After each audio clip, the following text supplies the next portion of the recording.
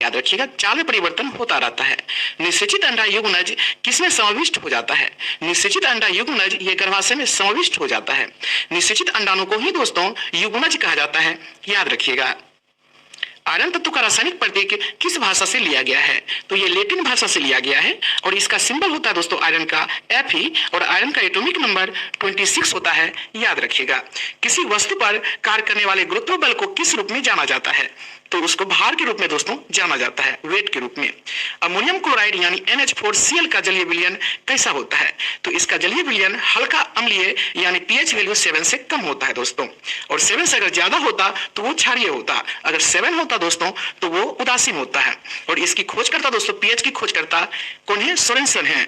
pH का मान 0 से 14 के बीच होता है, याद रखिएगा। धातु ऑक्साइड और हाइड्रोजन का निर्माण करने के लिए कौन सी धातु वाष्प के साथ अभिक्रिया करती है? तो अमोनियम धातु वाष्प के साथ दोस्तों अभिक्रिया करती है और अमोनियम का एटॉमिक नंबर 13 होती है, याद रखिएगा।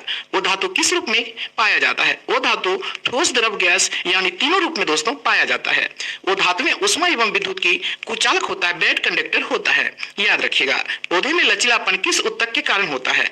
पौधे में जो लचीलापन होता है वो कोलेनकाइमा ऊतक के कारण होता है। इसको हम लोग हिंदी में दोस्तों स्थूल कोण ऊतक कहते हैं, कोलेनकाइमा। हवा में ऑक्सीजन किस माध्यम से मुक्त होती है? तो वो प्रकाश संश्लेषण के माध्यम से दोस्तों मुक्त होती है। प्रकाश संश्लेषण की क्रिया द्वारा CO2 का अवशोषण होता है और ऑक्सीजन मुक्त होती है। इसको आप याद रखिएगा। कबूतर कैसा रक्त वाला जंतु है? तो कबूतर गर्म रक्त वाला जंतु है दोस्तों। आधुनिक आवर्त सारणी में किस समूह के तत्व का बाहरी कोष पूर्ण होता है? 18वें समूह यानी इनर्ट गैस वाला समूह दोस्तों, यानी उसको हम लोग कह सकते हैं अक्रिय गैस वाली समूह। आपको बता दूं दोस्तों, आधुनिक आवर्त सारणी के खोजकर्ता मोसले हैं और ये एटॉमिक नंबर पे दोस्तों होता है, यानी परमाणु संख्या पे ये होता है। और इसकी खोज जो है मोसले 1913 ईस्वी में किए थे।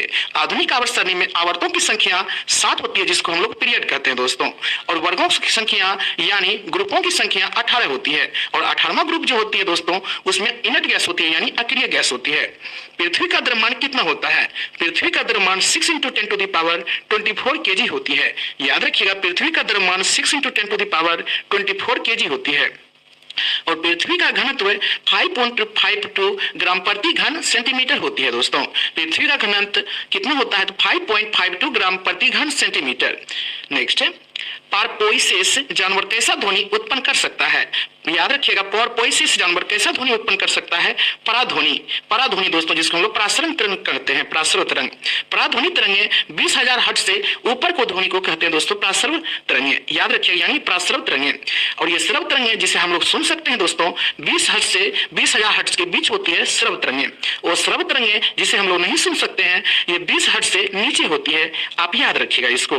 किस माध्यम में ध्वनि की गति सर्वाधिक होती है? ठोस माध्यम में ध्वनि की गति सर्वाधिक होती है। ध्वनि की सबसे कम गति दोस्तों गैस में होती है, याद रखिएगा। जब कोई वस्तु वृत्तीय पथ पर गति करती है तो घूर्णन करती हुई वस्तु पर कैसा, याद रखिएगा, घूर्णन करती हुई वस्तु पर केंद्र की ओर लगने वाला बल क्या कहलाता है? तो अभिकेंद्रीय बल कहलाता है। जब कोई वस्तु वृत्तीय पथ पर गति करती है तो घूर्णन करती हुई वस्तु पर केंद्र की ओर जो बल लगता है दोस्तों उसे अभिकेंद्रीय बल कहते हैं। अभिकेंद्रीय बल F बराबर होता है mv²/r, याद रखिएगा mv²/r, जहां m है दोस्तों द्रव्यमान और v है वेग, r है दोस्तों रेडियस यानी त्रिज्या। एक सुचालक का प्रतिरोध किस पर निर्भर नहीं करता है? तो याद रखिए ये ऑप्शन के अनुसार है, दाब पर निर्भर नहीं करता है दोस्तों। ऑक्सीजन के द्रव्यमान में हाइड्रोजन के द्रव्यमान का अनुपात हमेशा कितना होता है? आपको बता दूं हाइड्रोजन का एटॉमिक नंबर 1 होती है दोस्तों और इसका एटॉमिक वेट भी वही अप्रोक्स में होती है। यानी हाइड्रोजन हुआ तो हाइड्रोजन को हम लोग H2 से जानते हैं दोस्तों और ये ऑक्सीजन को जानते हैं और O2 से। जब हम लोग इसको करते हैं दोस्तों एटॉमिक वेट को करते हैं तो ये हो जाएगा कितनी, 1 × 2 करेंगे तो 2 हो जाएगा और ये हो जाएगा दोस्तों 8 दूनी 16 यानी 16। इसको कटाएंगे तो 1:8 होगा। एटॉमिक वेट के बारे में हम लोग यहाँ कर रहे हैं दोस्तों, तो 1:8 हो जाएगा। ऑक्सीजन और हाइड्रोजन का अनुपात आयतन में 2:1 होता है।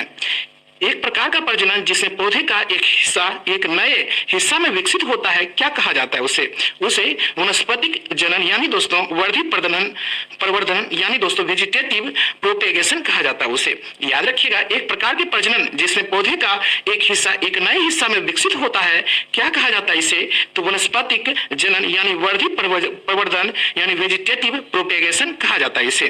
धोवन सोडा के एक अणु में पानी के कितने अणु उपस्थित होते हैं? आपको बता दूं, यही धोवन सोडा है दोस्तों, जिसे हम लोग वाशिंग सोडा कहते हैं।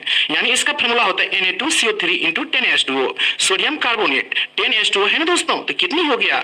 तो 10 इसमें जल का अणु होता है दोस्तों, Na2CO3 × 10H2O सोडियम कार्बोनेट यहाँ दिया गया है दोस्तों। सोडियम कार्बोनेट का प्रचलित नाम धोवन सोडा यानी वाशिंग सोडा।